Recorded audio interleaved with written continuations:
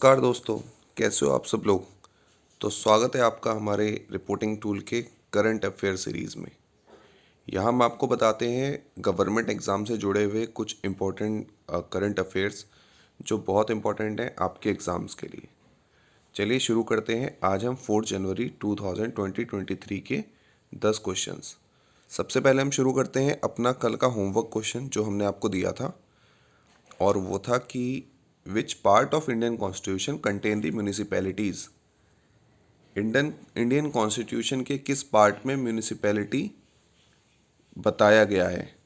तो इसका जो सही आंसर है आप लोगों ने कमेंट सेक्शन में बताया होगा। इसका सही आंसर है पार्ट 9A। Part 9A। चलिए आगे बढ़ते हैं। चलिए शुरू करते हैं हमारा पहला question. Which country has become the first country in Asia and second in the world to launch hydrogen powered urban train. Asia की पहली कंट्री बनने वाली और वर्ल्ड की दूसरी कंट्री बनने वाली कौन सी कंट्री है जिसने hydrogen powered urban train launch करी है। आजकल हम लोग डीकार्बोनाइजेशन की तरफ बहुत सोच रहे हैं क्योंकि देश और पूरे कंट्री में, पूरे वर्ल्ड में ग्लोबल वार्मिंग बहुत ज़्यादा बढ़ गई है। तो उसके लिए कौन सी कंट्री ने पहला स्टेप उठाया है। Option 1 Singapore, option 2 Malaysia, option 3 India, option 4 China. तो इसका सही आंसर है हमारा option 4 which is China. Again China काफ़ी काम कर रहा है इन सब चीज़ों की तरफ। तो इसका ऑप्शन है आंसर 4 चाइना। चलिए अगला question. Which of the following started India's first green hydrogen blending operation in the PNG pipe natural gas network of its township in Kawas, Surat. Which of the following started India's first green hydrogen blending operation in PNG network of its township in Kawas, Surat? Option 1 NHPC, option 2 ONGC, option 3 GAIL, option 4 आपका है NTPC। तो इसका जो correct answer है वो है option 4 which is NTPC। Which is NTPC। चलिए इसको टिक करते हैं। यस। अगला question. In January 2023 who will take over the charge of secretary general of Asian Pacific Postal Union for a tenure of 4 year. जनवरी 2023 में secretary general of Asian Pacific Postal Union का tenure 4 साल का है। कौन charge संभालेगा। Ajay Kumar Srivastava, Sujay Lal Thaosen, Dinesh Kumar Shukla, doctor विनय प्रकाश सिंह। तो इसका जो हमारा सही आंसर है अगेन ऑप्शन नंबर 4 डॉक्टर विनय प्रकाश सिंह। कौन है डॉक्टर विनय प्रकाश सिंह। चलिए इसको करते हैं आर टिक और बढ़ते हैं आगे। Question number 4। In which state did the defence minister Rajnath Singh inaugurated Siyom bridge. अभी रिसेंटली सियोम ब्रिज बना है तो सियोम ब्रिज का इनॉग्रेशन किया है हमारे डिफेंस मिनिस्टर राजनाथ सिंह ने। तो किस स्टेट में ये सियोम ब्रिज का उन्होंने इनॉग्रेशन किया है। Option 1 West Bengal, option 2 Goa, option 3 Arunachal Pradesh, option 4 Kerala. तो इसका सही आंसर है हमारा अरुणाचल प्रदेश। बहुत ज़रूरी है अरुणाचल प्रदेश। हमारे जितने भी नॉर्थ ईस्ट डिस्ट्रिक्ट हैं, नॉर्थ ईस्ट स्टेट्स हैं, उनको बहुत डेवलप करना बहुत ज़रूरी है बिकॉज चाइना कंटिन्यूसली उस तरफ नज़रें बनाए हुए हैं। चलिए आगे बढ़ते हैं। हमारा अगला क्वेश्चन है the government has named how many overseas Indians for प्रवासी भारतीय सम्मान award.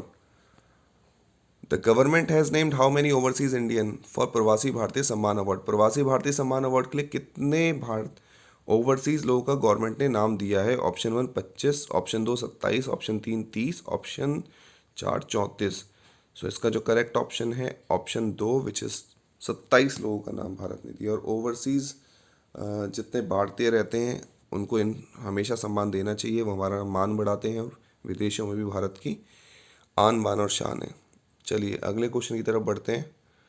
Question number 6। Who has become the first woman officer to get operationally deployed at Siachen, the world highest battlefield। Sheroes का time है और इस time हमारी government ने जो स्टेप लिया, एक पहली वुमेन ऑफिसर जिसको कि ऑपरेशंस के लिए डिप्लॉय किया है सियाचिन में, उनका नाम क्या है? Option 1 Shiva Chauhan, option 2 Punita Arora, option 3 Mitali Madhumita, option 4 Priya Jhingan. तो जो इसका करेक्ट ऑप्शन है वो है आपका option 1 which is Shiva Chauhan, which is Shiva Chauhan.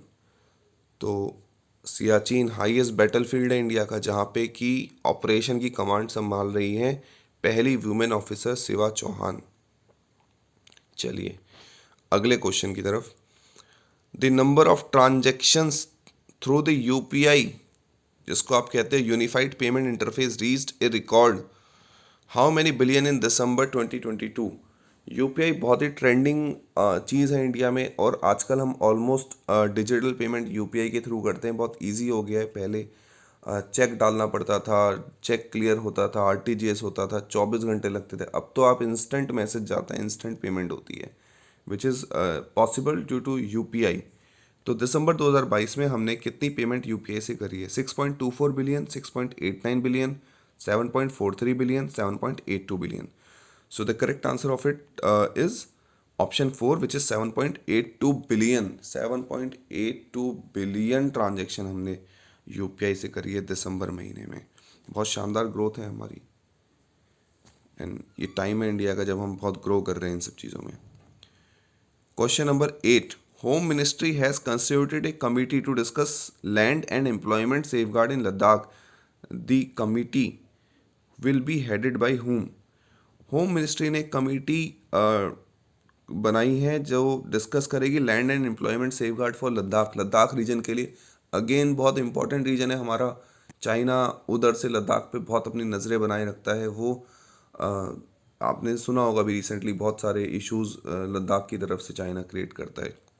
सो हमने गवर्नमेंट ने, होम मिनिस्ट्री ने कमेटी बनाई है डिस्कस करने के लिए land and employment safeguard for Ladakh. उसको कौन हेड करेगा? विनय चौलती, राजीव कुमार, नित्यानंद राय और अभिजीत बोस।